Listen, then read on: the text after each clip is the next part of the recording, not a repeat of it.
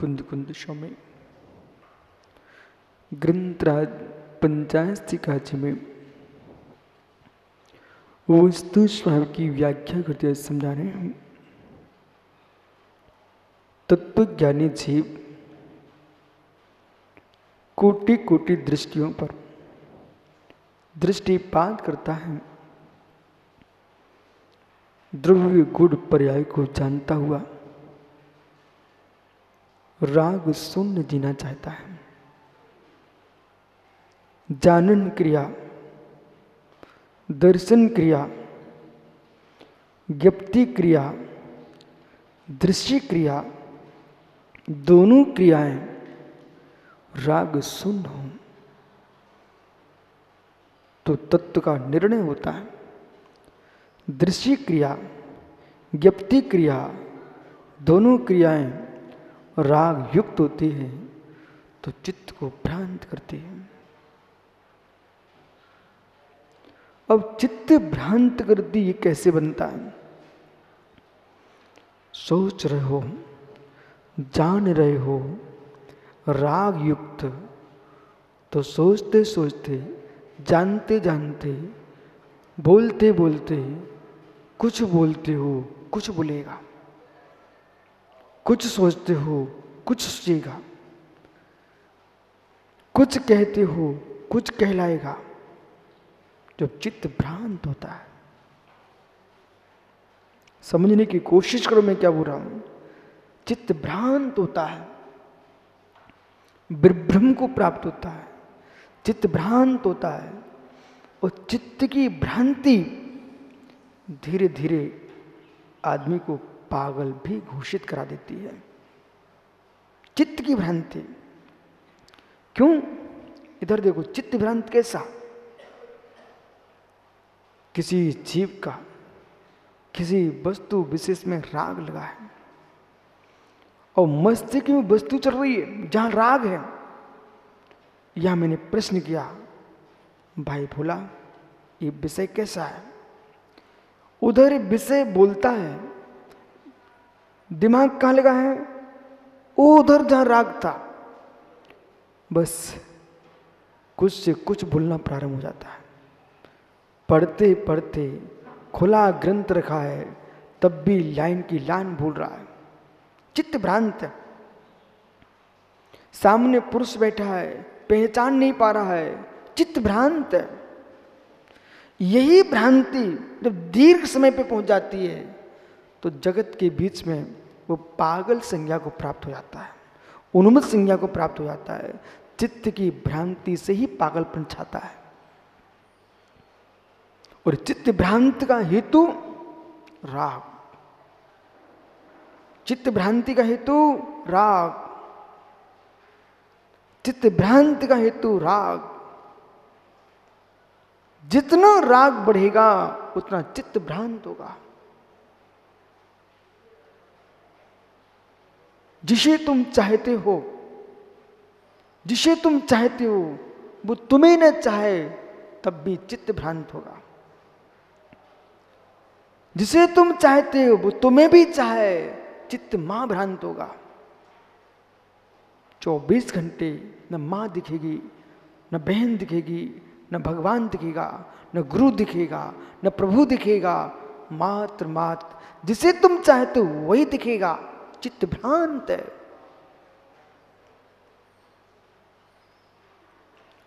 और चित्त भ्रांत है, वहां कर्म का बंध होगा, कर्म का बंद होगा। अस्तित्व में भी, अस्तित्व में भी अस्तित्व देखेगा, नास्तित्व में भी अस्तित्व देखेगा। उसे नास्तित्व दिखेगा ही नहीं है। उसे सारस्वत जी नास्तित्व दिखेगा ही नहीं। क्यों?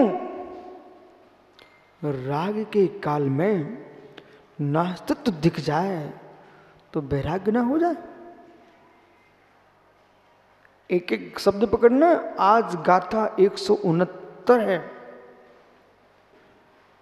उत्कृष्ट व्याख्या कर रहे हैं। पुनः सुनिए, अस्तित्व के साथ नास्तित्व त्रैकालिक रहता है। भाई, अस्तित्व के साथ नास्तित्व त्रैकालिक होता है।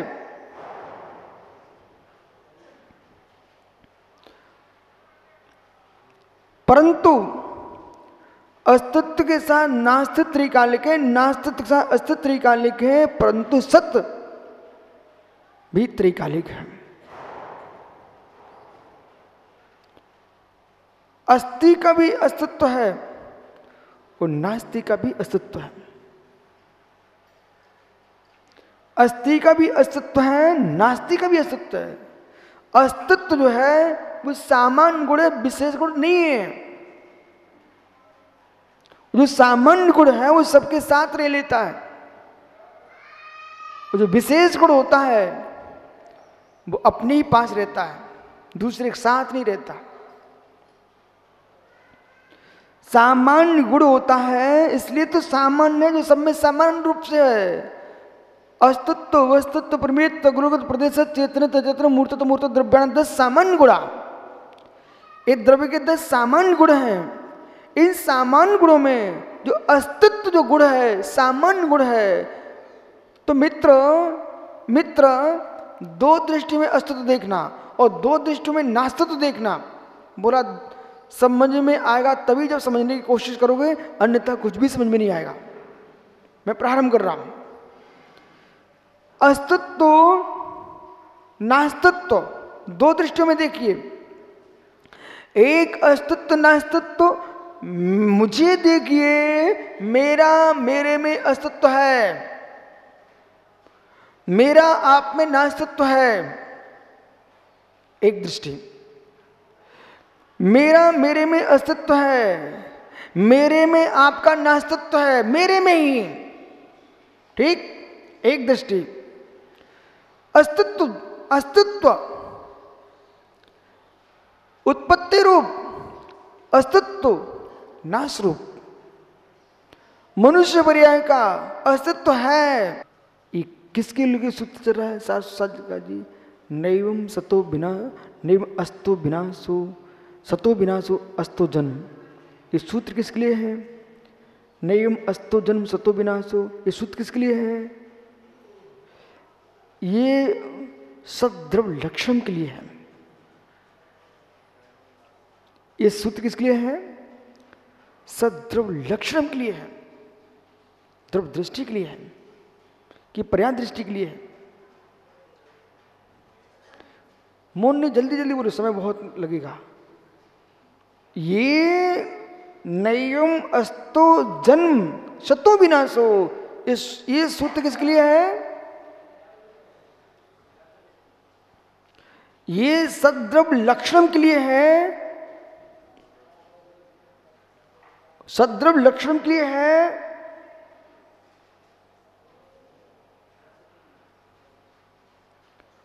महात्मा जी दोनों की लगेगा, थोड़ा दिमाग लगा के बोलना।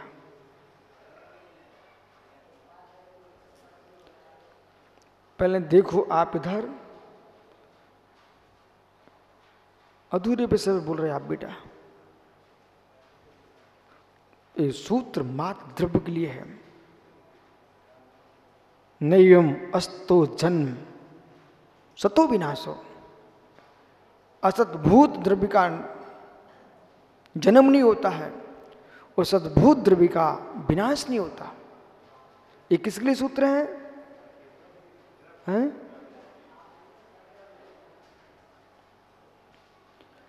मात्र द्रव्य के लिए है, मात्र द्रव्य के लिए है। जब ऐसा कथन करें, सत्य का भी विनाश होता है, असत्य का भी जन्म होता है। फिर कहना आप ये विषय किसके लिए है? पर्याय दृष्टि के लिए। क्या? पर्याय दृष्टि के लिए।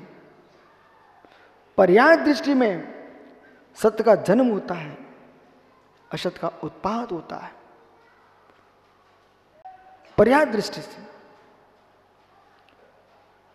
जो द्रव्य की पर्याय है, उन पर्यायों में भ्रांति किसे खड़ी होती है? जो पर्याय में सत्य नहीं देखते उसको भ्रांति होती है, पर्याय में असत्य नहीं देखते उसको भ्रांति होती है। ज्ञानी संभल के सुनना, थोड़ा कठिन है लेकिन समझ में आएगा। इतना समझ में आएगा कि समझ में नहीं आ रहा वो भी बहुत है, लेकिन समझो।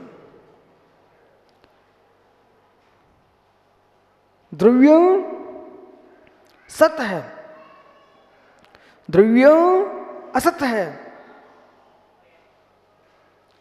सत्य का जन्म होता है,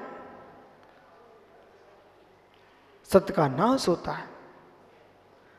असत्य का नाश होता है, असत्य का जन्म होता है। अब विषय पकड़ना, सत्य का भी नाश होता है, असत्य का भी जन्म होता है। पर्याय दृष्टि, पर्याय दृष्टि ऐसा नहीं मानता उसके संसार मुझ का विनाश होता है।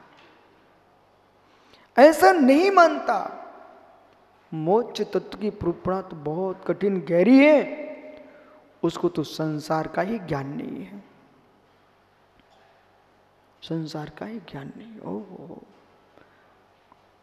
सुब्रत सागर जी, वस्तु व्यवस्था त्रिकालिक होती है। जो धार्मिक लोग हैं इन्होंने वस्तु व्यवस्था को बिगाड़ दिया।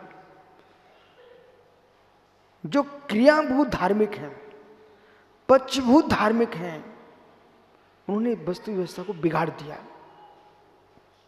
जो वस्तु व्यवस्था से युक्त क्रियारूप धार्मिक लोग हैं ये कभी वस्तु व्यवस्था नहीं बिगाड़ते। सिद्धांत त्रिकालिक होते, तात्कालिक नहीं होते, त्रिकालिक होते हैं, तात्कालिक नहीं है। त्रिकालिक सिद्धांतों में लोक की संपूर्ण व्यवस्थाएं होती है। त्रिकालिक सिद्धांतों में, महात्मा जी सुनो, अभी पढ़ना नहीं है। त्रिकालिक सिद्धांतों में त्रैलोकवर्ती व्यवस्था होती है। भी सुन लो भाई, यहां भर के जाओगे बाहर यही निकालोगे। त्रिकालिक सिद्धांतों में ओहो, त्रिकालिक सिद्धांतों में त्रैलोकवर्ती व्यवस्था होती है, जिसमें चिंतन चलो से गहर में सुनिए मैं क्या बोल रहा हूं। त्रिकालिक सिद्धांतों में त्रैलोकवर्ती व्यवस्था होती है। त्रिकालिक सिद्धांतों में मात्र आपके घर की व्यवस्था की व्याख्या नहीं होती है। आप लोगों ने बौद्ध, जैन, चार्वाक, न्यायिक, मीमांसक, वैशेषिक इत्यादि पंथों के नाम लेकर के आपने उसमें व्यक्तिक व्यवस्था घुसेड़ दी है, जबकि व्यक्तिक व्यवस्था नहीं है, वस्तुत्व व्यवस्था है। सिद्धांत व्यक्तिक नहीं होते हैं, सिद्धांत व्यक्तित्व नहीं होते हैं, सिद्धांत वस्तुत्वभूत होते हैं। इसलिए वस्तुत्व महाकाव्य पर वो लक्ष्य देना पड़ेगा। सिद्धांत वस्तुत्व होते हैं, व्यक्तिक नहीं होते हैं। हम वस्तुत्व में व्यक्ति को भी लेके खड़ा कर देंगे, लेकिन व्यक्ति में संपूर्ण वस्तुत्व नहीं आएगा। व्यक्तित्व में एक व्यक्ति का व्यक्तित्व होगा, वस्तुत्व में धर्म, धर्म, आकाश, काल, जीव, संपूर्ण द्रव्यों का वस्तुत्व होगा। अब यहां देखना क्या है, हो गया नहीं, पढ़ना नहीं है, इधर देखना मित्र। जो व्यक्तित्व है ना, वस्तुत्व है, वो मैंने कहा सिद्धांत त्रिकालवर्ती सिद्धांत लोकवर्ती वस्तु पर लगता है। आप समझाएंगे क्या? त्रिकालवर्ती सिद्धांत त्रिलोकवर्ती द्रव्यों पर लगता है। ओहो, आनंद आ गया। अर्जित सागरी अस्तित्व अस्तित्व, नास्तित्व, ये त्रिकालवर्ती सिद्धांत है।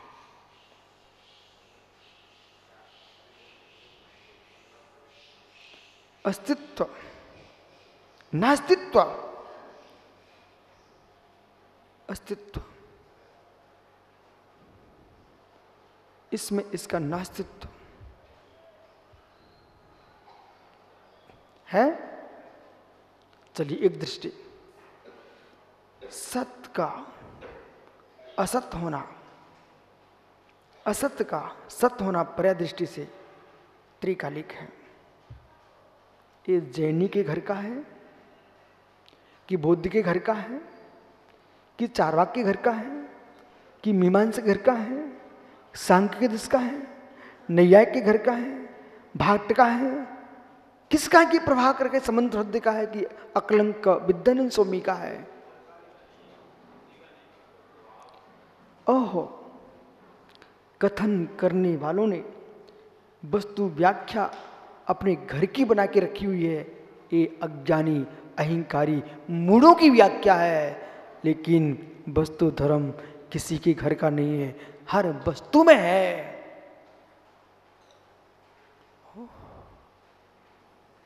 यदि ये व्याख्यान विश्व के धरातल पर होने लग जाए, सुब्रत सागर जी, हे मित्र, आनंद की लहर दौड़े। बोले कैसे? यदि मंदिर में सिद्धांत है तो किसान के खेत में सिद्धांत है, किसान के खेत में सिद्धांत है तो मेरे मित्र जन्म लेने वाले के पास सिद्धांत है, जन्म लेने के वाले सिद्धांत है तो मृत्यु को प्राप्त होने वाले के पास सिद्धांत है। गंगा यमुना में सिद्धांत है तो नाली में भी ये सिद्धांत है, स्वर्ग में सिद्धांत है तो नरक में भी ये सिद्धांत है, नरक में सिद्धांत है, मनुष्य त्रियंचों में भी सिद्धांत है, मनुष्य त्रियंचों में सिद्धांत है, शुद्ध भगवान में भी ये सिद्धांत, सिद्धों में भी सिद्धांत है। जल में सिद्धांत है तो अग्नि में भी यही सिद्धांत है, अग्नि में सिद्धांत है तो वायु में भी यही सिद्धांत है, वायु में सिद्धांत है तो आकाश में पृथ्वी में यही सिद्धांत है। ब्रह्मांड में बचा ही क्या है?